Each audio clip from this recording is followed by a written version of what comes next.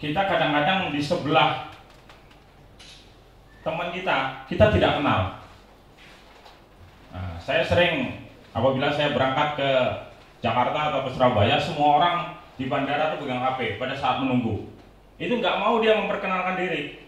Dia sudah asik dengan HP-nya sendiri, kecuali ada panggilan, penumpang silahkan naik, baru buru-buru. Tapi kalau dia zaman sekarang ya seperti ini anggap aja dalam satu keluarga. Negatifnya karena ini lelucon aja nih kalau yang ini ya, anjing tuh pegang HP itu. Jadi bapak, ibu, anak asik megang HP. Lanjut.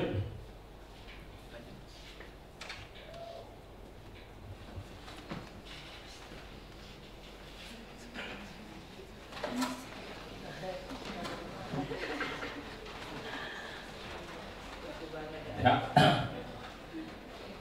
Lanjut.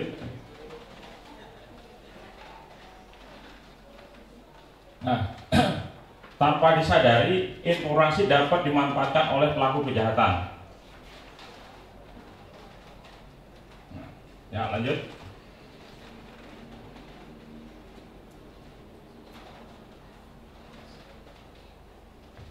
Tren kasus siber Polres Kotim. Siber di sini, siber ini maksudnya cybercrime itu yang di dunia maya, yaitu dunia kita nggak kelihatan tetapi di media sosialnya ribut. Nah, sekarang nih ya terus terang, karena dunia ini semuanya punya HP, jadi semua orang bebas menyampaikan ekspresinya. Kadang-kadang berita yang tidak benar dimasukkan, nanti ujung-ujungnya minta maaf. Nah, lanjut.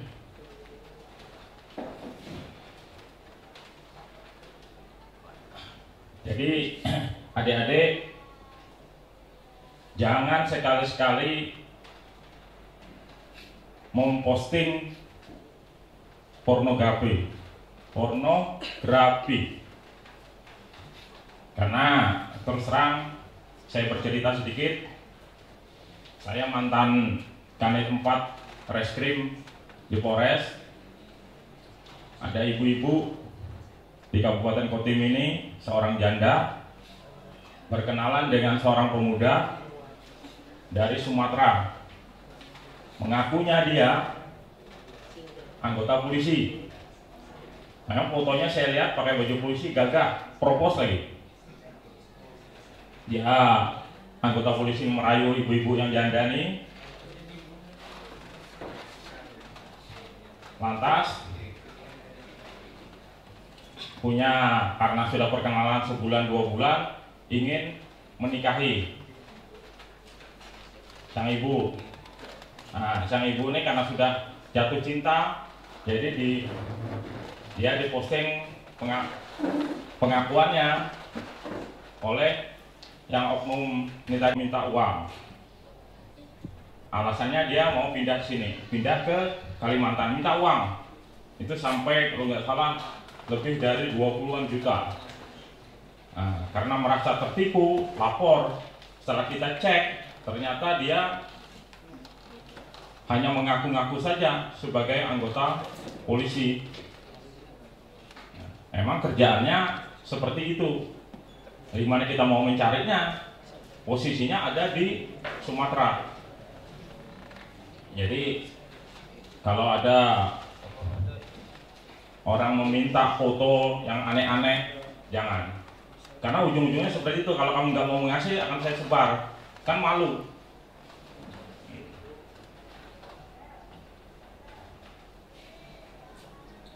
Lantas ini banyak masalah penipuan. Biasanya jual beli online. Jual beli online, diposting HP-nya bagus, kita disuruh kirim uang. Setelah itu HP-nya datang tidak sesuai dengan kehendak kita. Jadi kalau memang mau jual beli online di media sosial, tolong dicek kebenarannya. Jangan langsung dikirim uangnya. Apakah ada pernah yang beli atau enggak? Biasanya berupa baju, HP. Nah, itu jual beli online tidak sesuai dengan hendaknya. Karena ada juga untung kecil. Nah, teman saya dari Polres itu dia tidak pernah beli pancing unjun tuh, dikirimin, ditagih ke ini COD deh, ditagih ke istrinya karena biayanya nggak banyak, jadi istrinya membayar. Oh, suami saya senang mancing, 150.000. Begitu suaminya datang, Pak, kamu beli pancing nggak? Nggak ada. Nah.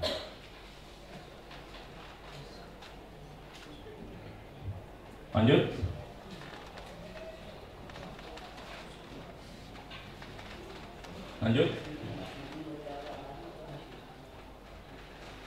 Kita berbicara masalah hoak. Hoak dalam kamus bahasa Indonesia adalah berita bohong.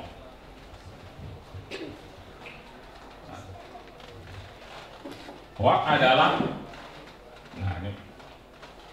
malicious deception atau kebohongan yang dibuat dengan tujuan jahat. Nah, ini definisi dari hoak.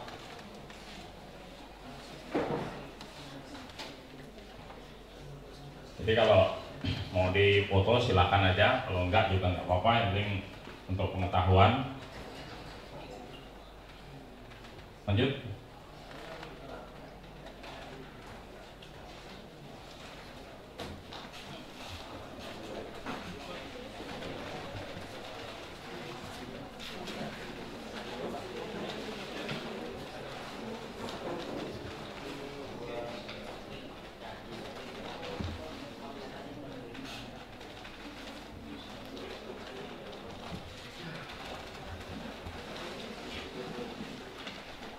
Ini ada bateri nggak? Lumayan. Tenang, cara belajar kita nggak monoton seperti apa? Kan ada dua cara belajar tuh, ada andragogi dan ada pedagogi. Pedagogi itu satu arah. Kalau andragogi ini biasanya untuk orang-orang tua, dua arah. Kita akan coba. Kalau saya suka di andragogi karena akan interaksi. Baik, kita menginjak ke pemateri kedua. Tadi kita sudah sebutkan profilnya Pak Dr. Andes Ahmad Zakaria. Nah, kasih terbayang-bayang profilnya tadi yang saya sampaikan. Beliau pensiunan apa? Departemen Penerangan itu, Kementerian. Sekarang apa Pak? Kominfo ya Pak? Kominfo. Kominfo. Baik, Pak Zakaria akan memberikan materi tentang pemahaman jurnalistik televisi, karena televisi dengan koran itu beda. Nah, beliau akan jelaskan tentang televisi. Kepada Bapak Zakaria kami persilahkan. Tes.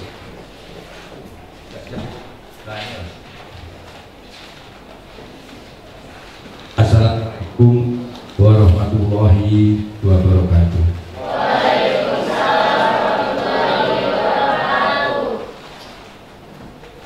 Selamat siang, salam sejahtera untuk kita semua. Jadi kalau tadi disuruh tanya itu nggak bertanya, sekarang metode saya adalah saya buat pertanyaan. Mohon maaf saya harus tutup. Mungkin kenalkan, saya nama lengkapnya Ahmad Zakaria, panggilannya Jack. Jadi saya memang sebetulnya di samping itu dari SD kelas 3 sampai kelas 5, tapi itu balik ke Jawa lagi, kelas 6 lulus di Jawa. Dulu SD saya di ini dekatnya Polsek itu. SD saya berapa? 2. Iya, gitu. Tapi ijazah saya dari Jawa. Setelah itu balik lagi ke Sampit untuk SMP 1 Sampit sampai selesai SMP 1. Jadi saya alumni SMP 1. Jadi siapa sih alumni SMP 1? Nah, itu sama-sama saya. Dulu zaman itu namanya kelas sekolahnya Pak Abdul Majid. Habis itu SMA di Sampit. Waktu itu saya selesai SMA, kepala sekolahnya adalah Pak Dr. Tumor. Setelah itu saya bulik karena saya suka dalam bidang seni. Akhirnya di sini nggak ada sekolahan, akhirnya saya pulang. Dulu namanya ada ASRI, Akademi Seni Rupa Indonesia. Itu ada di Jogja. Jadi dulu ASRI itu punya satu yayasan punyanya Kekratonan Jogja, tapi akhirnya dikelola oleh pemerintah, sekarang menjadi ISI.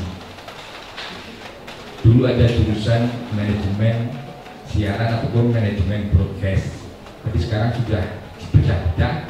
Ada jurusan media rekam, ada jurusan animasi dan sebagainya. Karena ya perkembangan zaman. Ya. Habis itu saya dulu sarjana muda PhD dulu. Akhirnya saya ya diminta bantu untuk membantu pemerintah dalam rangka untuk memberikan suatu informasi kepada masyarakat. Jadilah saya pegawai negeri. Dulu mudah Pak, jadi pegawai negeri Pak. Saya nggak syarat-syarat itu saya males, tapi orang-orang itu yang ngurusin gitu. Yang ngurusin. Ya alhamdulillah kalau sekarang kan agak sulit. Setelah itu saya melanjutkan S1-nya sampai selesai S1 di Jogja. Sarjana hukum saya dari Tanjung Pura, Pontianak, ya kan. Teknik elektro saya adalah dari Politeknik di Malang. Tapi saya nggak pernah pakai itu, yang saya lihat adalah ilmunya. Ya. Terus terakhir keterkaitan dengan dunia pertelevisian, saya di HK Jepang, itu saya 4 bulan di sana, disuruh belajar karena Indonesia mau akan dapat bantuan. Gitu. Jadi dulu sering dibantu teknis saja sama peralatan. Oke, next kita lanjutkan. Ini adalah keterkaitan dengan IJTI. Jadi kalau adik-adik, ya kan, atau apa ini, anak-anakku semua lah, ya kan, anggap aja IJTI. Apa itu IJTI?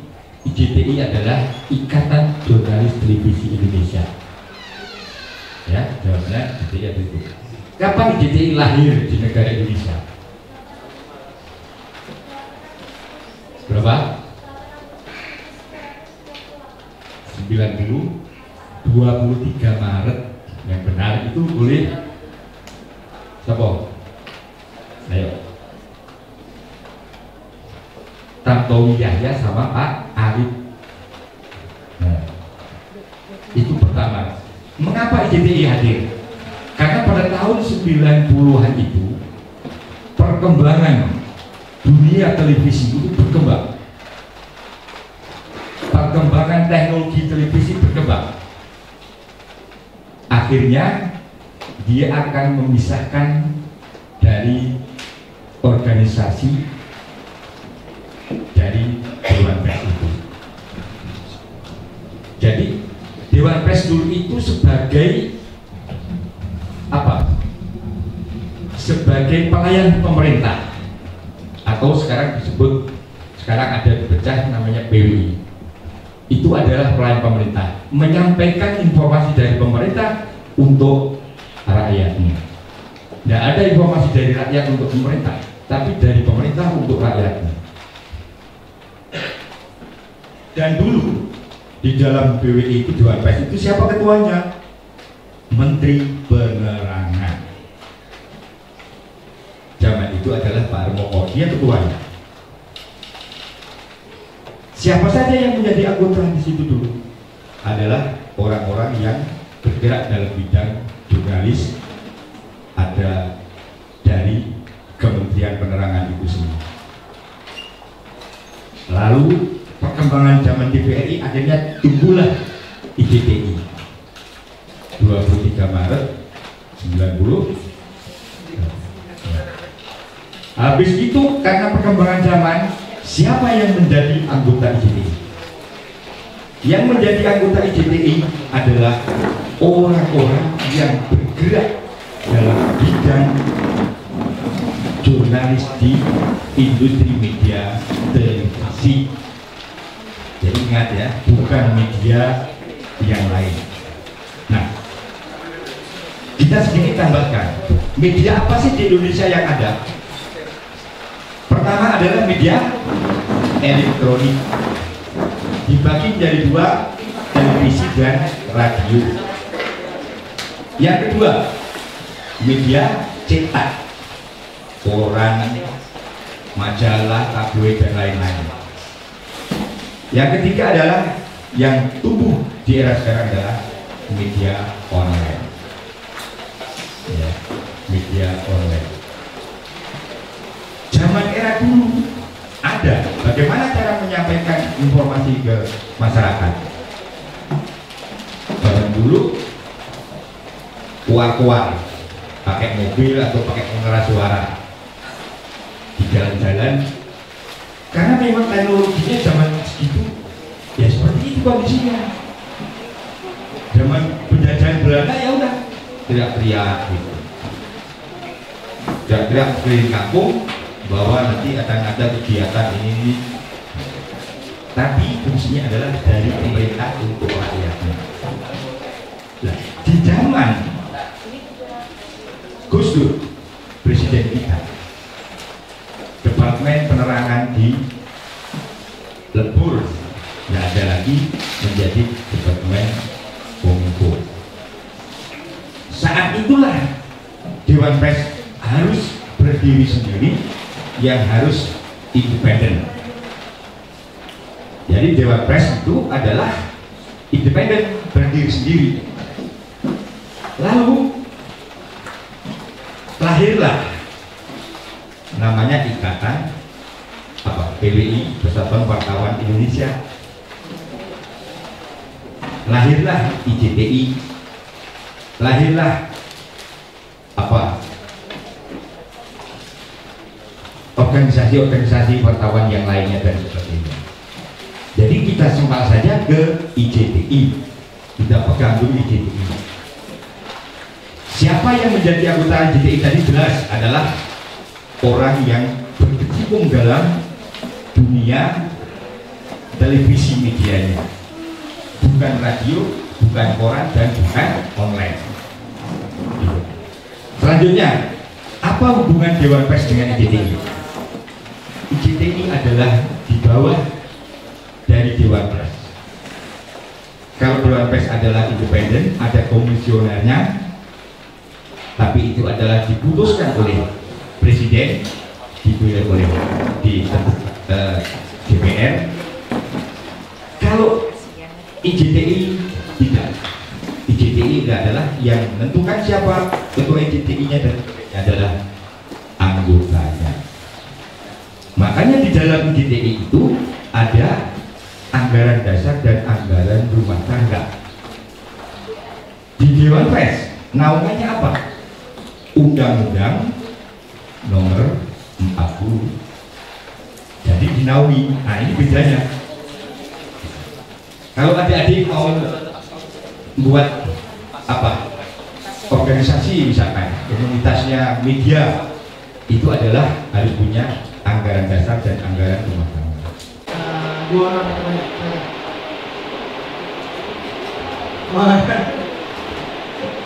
Udah bete. Ayo, apa? Silakan. Tanya mau tanya? Pertanyaan yang tadi belum terjawab. Oh iya, terus ada di Ya. Mas, nama saya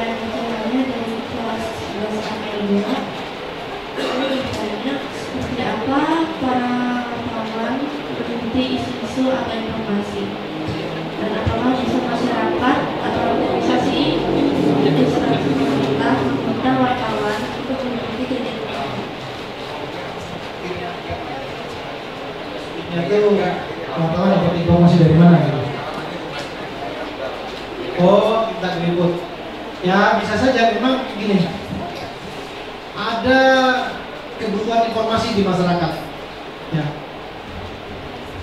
Karena kebutuhan itu, maka ada, kalau di Jakarta ada supply and demand, sama aja.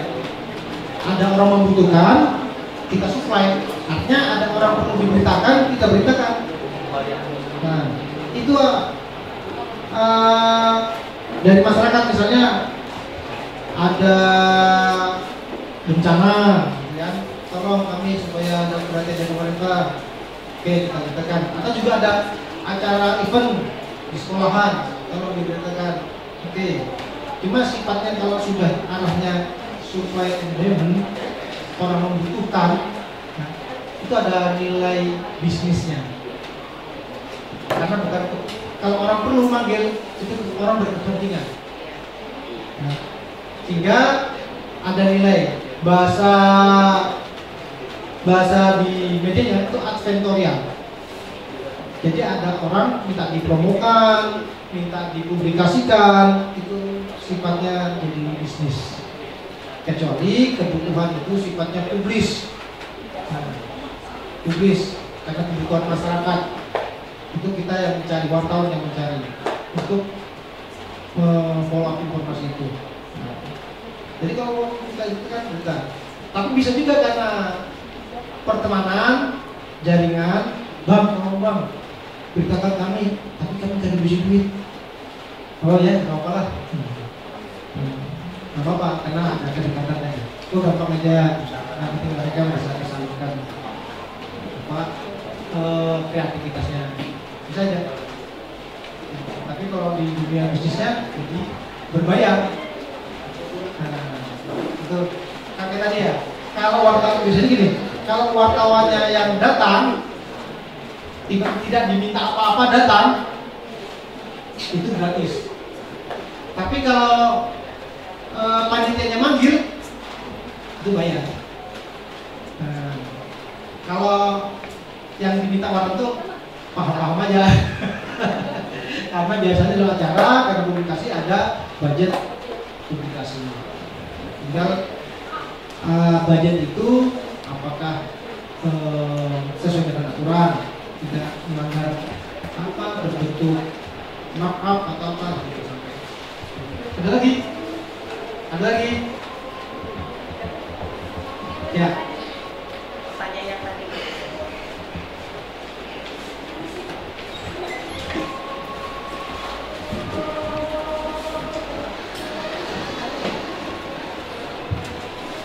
Pertanyaan adalah bagaimana cara jurnalis televisi menghadapi tekanan dari pihak-pihak yang berkepentingan? Tekanan sifatnya apa? Tekanan itu ada dua. Ada tekanan berita target, ada tekanan pihak luar. Kriminalisasi wartawan. Nah, jadi resiko jadi wartawan itu kalau di kriminal ya rata-rata diinvestigasi bisa mati di tengah jalan tanpa diketahui identitasnya. Risiko. Sehingga di wartawan perlu perlindungan. Jadi ada undang-undang, ada etika. Kita di bawah tekanan itu, kalau tekanan di target berita ya wajar lah, karena kita ditarget untuk mendapatkan berita. Targetnya ada, bisa sehari 3 berita. Tinggal kreatif orang nih. Kalau misalnya kamu di divisi atau desk pemberitaan politik, tinggal cari 3 berita, hanya 3 narasumber jadi berita. Atau nanti kamu di desk kriminal, ya sampai malam nunggu ada kejadian. Saya waktu masih muda itu di desk kriminal. Melihat orang mati depan mata itu biasa. Saya sampai sekarang masih terbayang bau bangkai binatang dan bangkai manusia itu saya bisa bedakan. Ini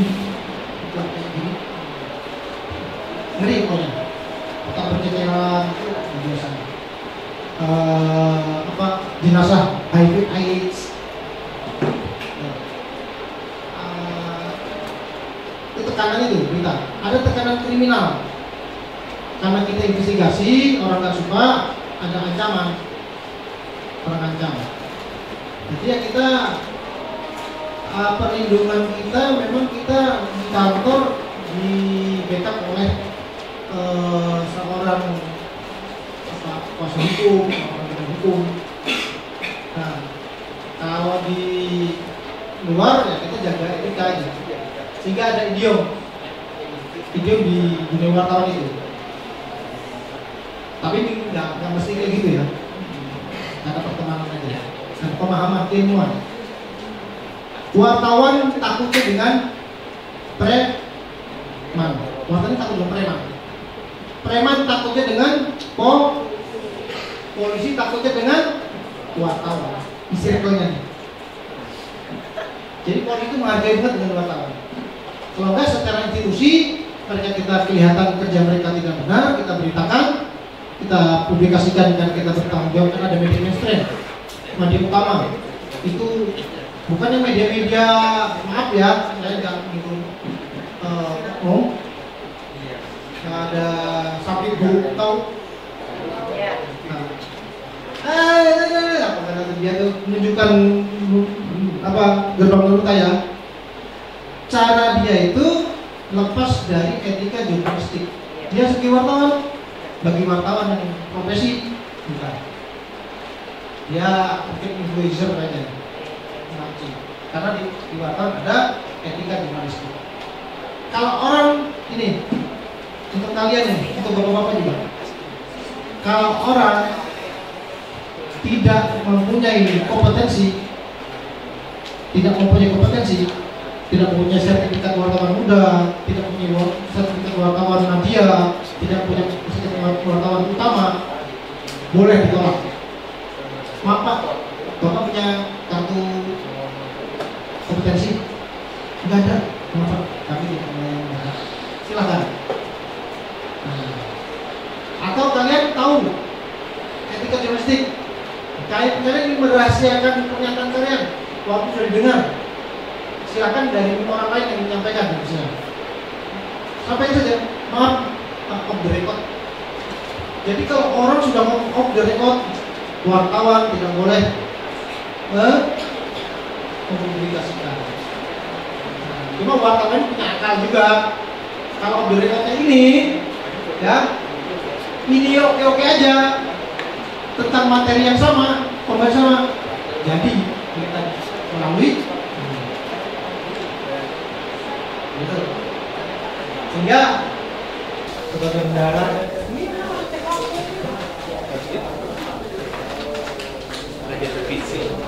dokumentasi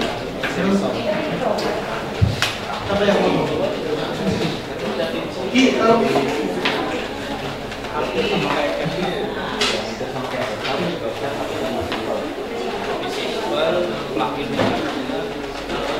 kalau dia menangnya di color branding. Iya, memang lebih banyak.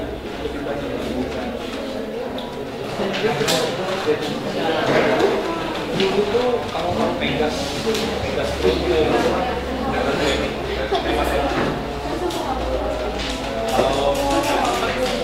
Kalau di branding kan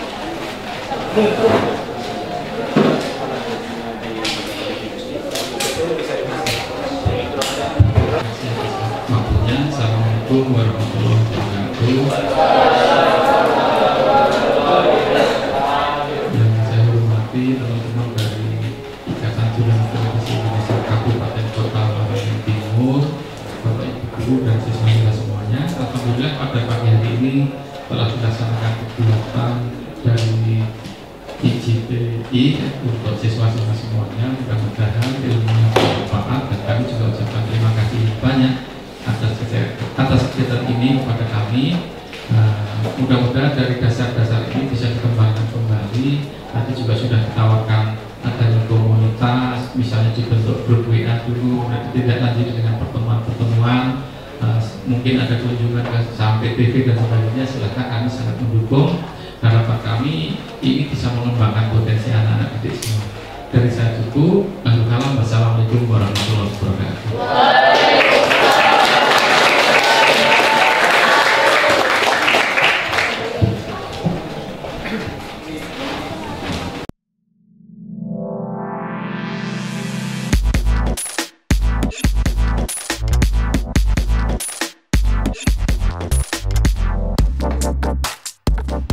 Thank you.